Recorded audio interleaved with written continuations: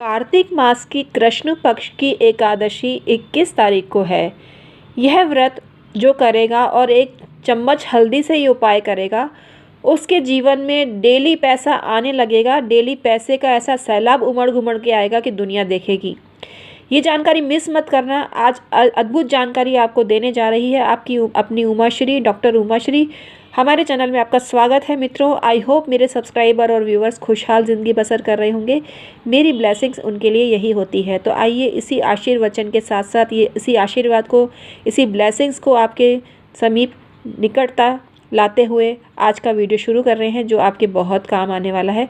जानकारी अच्छी लगे तो सबसे शेयर करके पुण्य लाभ कमाएं और कमेंट सेक्शन में ओम श्री हरि विष्णुवे नमः, माता लक्ष्मी की जय अवश्य ही प्रेषित करें। भगवान गणेश की भी जय आपको भेजनी चाहिए। तो आज की वीडियो आपके लिए बहुत खास होने वाली है। और रमा एकादशी का व्रत कार्तिक मास की कृष्ण पक्ष की जो एकादशी होती है उस पर आता है। और ये व्रत इस बार 21 अक्टूबर 2022 को है। तो आपको ये व्रत करना है और पुण्य लाभ कमाना है। श्री ब्रह्म वैवर्त पुराण की कथा के अनुसार धर्मराज युधिष्ठिर ने कहा, हे माधव, आप मुझको कार्तिक मास के कृष्ण पक्ष की एकादशी की कथा विधि पूर्वक सुनाइए। श्री कृष्ण जी ने कहा कि हे राजन, कार्तिक मास की कृष्ण पक्ष की एकादशी को रमा एकादशी कहते हैं और इस एकादशी का व्रत करने से समस्त पापों से छुटकारा मिल जाता है। इसका ऐसा अद्भुत प्रभाव होता है।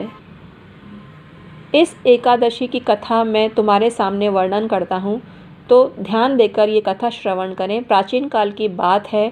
एक राजा जिसका नाम मुचुकुंद था, वह धर्म राज्य करता था। उसके मित्र भी इंद्र, कुबेर, वरुण, विभीषण आदि थे। वह सत्य बोलने वाला भगवान विष्णु का गहरा भक्त था। उसके एक लड़की उत्पन्न हुई जिसका नाम चंद्रभागा रखा गया। जब लड़की शादी योग्य हुई तब राजा ने उसका विवाह चंद्रसेन के पुत्र शोभन के साथ कर दिया। एक दिन शोभन अपनी ससुराल में आया। उसी दिन एकादशी का व्रत भी था। चंद्रभागा ने एकादशी का दिन समीप आया जानकर विचार किया कि मेरा पति अत्यंत दुर्बल है, इसलिए इस व्रत को नहीं कर सकेगा।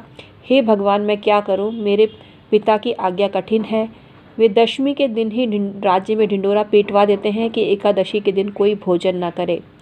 तो जिसे सुनकर शोभन पत्नी के पास आया और उससे कहा, हे प्रिय, तुम मुझे ऐसा उपाय बताओ जिससे मेरा जीवन नष्ट न हो। तब चंद्रभागा ने उत्तर दिया कि हे प्राणनाथ, मेरे पिताजी के राज्य में कोई भी एकादशी के दिन भोजन नहीं करता। यहाँ तक कि हाथी, घोड़ा, ऊँट, भैंस, गाय, बैल इत्यादि भी पशु भी तृण ग्रहण नहीं करते। तो फिर आप बताइए, मनुष्य किस प्रकार से अन्न ग्रहण कर सकते हैं? और यदि आप भोजन करना चाहते हैं तो इस नगर को छोड़ करके आज के दिन कहीं चले जाइए और अंत तले आइए। यदि आप इस स्थान पर रहेंगे तो आपको व्रत का भोजन अवश्य करना पड़ेगा। व्रत अवश्य ही करना पड़ेगा, मतलब व्रत में जो चीज़ें खाई जाती हैं वही आपको खानी पड़ेगी। तो शोभन ने उत्तर दिया कि हे प्रिय, तुम्हारा कहना बिल्कुल सत्य है। अब मैं इस व्रत को अवश्य करूँगा। जो भाग्य में लिखा है वह तो होकर ही रहेगा। इस प्रकार विचार करके शोभन ने एकादशी का व्रत किया। वह भूख और प्यास से अत्यंत पीड़ित होने लगा। जब सूर्य नारायण अस्त हो गए और जागरण की रात्रि आई तो वह शोभन को अति दुखदायी प्रतीत होने लगी। इसका नतीजा यह निकला कि दूसरे दिन प्रातःकाल होने से पूर्व ही शोभन नहीं रहा। तब राजा ने राजकीय सम्मान के साथ उसका काम कर दिया। चंद्रभागा को सती होने से पिता ने रोक लिया। वह पिता के घर ही रहने लगी। रमा एकादशी के व्रत के प्रभाव से शोभन को मंदराचल पर्वत पर शत्रुओं से मुक्त एक उत्तम देव नगर प्राप्त हुआ। उसकी अटारी तरह तरह का हीरे पन्ने मणि से सुशोभित थी तथा स्वर्ण के सुंदर खंभे लगे हुए थे। वह उस स्थान पर स्वर्ण सिंहासन के ऊपर विराजमान हो रहा था। सन्मुख अप्सराएं नृत्य कर रही थी। अनेक गंधर्व गान कर रहे थे। वह शोभन उस समय दूसरे इंद्र के समान शोभा दे रहा था। एक समय एक सोम शर्मा नाम का ब्राह्मण मुचकुंद नगर का रहने वाला तीर्थ यात्रा के लिए घूमता फिरता उस स्थान पर चला आया। सोम शर्मा ने शोभन को राजा का जमाई समझ के पहचान लिया और वह उसके निकट आ गया। सोम शर्मा को ब्राह्मण को आया देखकर राजा शोभन अपने सिंहासन से उठ खड़े हुए और ब्राह्मण का सत्कार देकर अपने पास बिठाया और श्वशुर को अपनी स्त्री चंद्रभागा की कुशलता के समाचार पूछने लगा। सोम शर्मा ब्राह्मण ने कहा, हे राजन, हमारे राजा और आपकी पत्नी चंद्रभागा दोनों सकुशल हैं। अब आप मुझे अपना वृतांत सुनाओ, क्योंकि मुझे यह देखकर बड़ा आश्चर्य हो रहा है कि ऐसा विचित्र और सुंदर नगर न तो मैंने कभी देखा पहले और न कभी सुना होगा। तो आप किस प्रकार से आपको प्राप्त हुआ? शोभन ने कहा, हे सोम शर्मा, यह कार्तिक मास की कृष्ण पक्ष की रमा एकादशी का ही व्रत का प्रभाव है। इसी कारण यह सब कुछ वैभव मुझे प्राप्त हुआ है, किंतु इस सब अध्रुव यानी अस्थिर है। और सोम शर्मा ने पूछा कि हे राजन, यह सब अध्रुव कैसे है और ध्रुव कैसे होगा? इस बात को पूर्ण रहस्य से मुझे कहो। तो शोभन ने कहा, हे ब्राह्मण, मैंने श्रद्धापूर्वक उस व्रत को नहीं किया था, परंतु उसके प्रभाव से मुझे यह नगर प्राप्त हुआ, इसलिए मैं इसे अध्रुव मानता हूँ। यदि तुम इस वृतांत को राजा मुचुकुंद की पुत्री चंद्रभागा से कहोगे तो वह मुझे ध्रुव बना देगी। सोम शर्मा ने मुचुकुंद नगर में आकर यह सारा वृतांत चंद्रभागा को सुनाया। यह सब हाल को सुनकर राजा की पुत्री चंद्रभागा ने कहा, हे ब्राह्मण, क्या आप यह सब वृतांत आँखों से देखा और प्रत्यक्ष सुना रहे हो या कोई स्वप्न देखा है? सोम शर्मा ने समझाते हुए कहा कि हे राजकन्या चंद्रभागा, यह जो कुछ भी वृतांत मैंने आपको कहा है या तुमसे कहा है, यह सब अपनी आँखों से प्रत्यक्ष देखा है।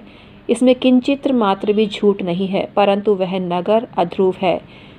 तो तू अब कोई ऐसा उपाय कर जिससे वह नगर ध्रुव बन जाए। चंद्रभागा ने कहा, हे महाराज, आप मुझे उस नगर में शीघ्र ही ले चलिए। मैं अपने पति को देखना चाहती हूँ और मैं व्रत के प्रभाव से उस नगर को ध्रुव बना लूँगी। तब सोम शर्मा ने चंद्रभागा को अपने साथ लेकर मंदराचल पर्वत के पास वामदेव मुनि के आश्रम में लिवा लाया और तब वामदेव मुनि ने मंत्रों से चंद्रभागा का अभिषेक किया। तब चंद्रभागा मंत्रों को और तथा व्रत के प्रभाव से दिव्य देह को धारण कर अपने पति शोभन के पास चली गई। शोभन ने अपनी पत्नी चंद्रभागा को आया देख बहुत प्रसन्नता से अपने सिंहासन पर वाम अंग पर बिठाया। तब चंद्रभागा ने कहा कि शोभन से कहा, हे प्राणनाथ, अब आप मेरे व्रत के पुण्य प्रभाव को सुनिए। जब मैं अपने पिता के घर में 8 वर्ष की आयु की थी, तभी से मैं एकादशी का व्रत यथाविधि करती रही हूँ। उन्हीं व्रत के प्रभाव से आपका ये नगर ध्रुव हो जाएगा और समस्त कर्मों से युक्त होकर प्रलय काल के अंत तक रहेगा। वह चंद्रभागा दिव्य देह धारण करके अपने पति के साथ आनंद से रहने लगी। हे युधिष्ठिर, यह मैंने तुमसे रमा एकादशी का महात्म्य कहा है। जो मनुष्य इस रमा एकादशी के व्रत को धारण करते हैं, वे ब्रह्म हत्या आदि के समस्त पापों से मुक्त हो जाते हैं। तो सुना आपने, एकादशी का ऐसा प्रभाव है। इस दिन भगवान विष्णु की आप पूजा करें और फल फ्रूट का सेवन करें तो आपको फ़ायदा मिलेगा। इस दिन अन्न ना खाएं। इस दिन अन्न खाना नुकसानदेह होता है और आपको अन्न का सेवन नहीं करना चाहिए। इस दिन हल्दी इस जगह पर छिड़कने से आपको फ़ायदा होता है। तुलसी दल भगवान विष्णु को अवश्य अर्पित करें, कृष्ण भगवान को भी अवश्य अर्पित करें तो आपको फ़ायदा मिलता है। लेकिन हल्दी, 1 चम्मच हल्दी आप चावल में मिक्स करके भगवान श्री के चरणों में अर्पित करते हैं और ओम नमो भगवते वासुदेवाय का जाप करते हैं तो आपको ज़बरदस्त फ़ायदा मिलता है। आप अपने माथे पर, फॉरहेड पर हल्दी का तिलक लगाएं या हल्दी स्प्रेड करें, आपको ज़बरदस्त फ़ायदा होगा, आपका बृहस्पति मजबूत होगा।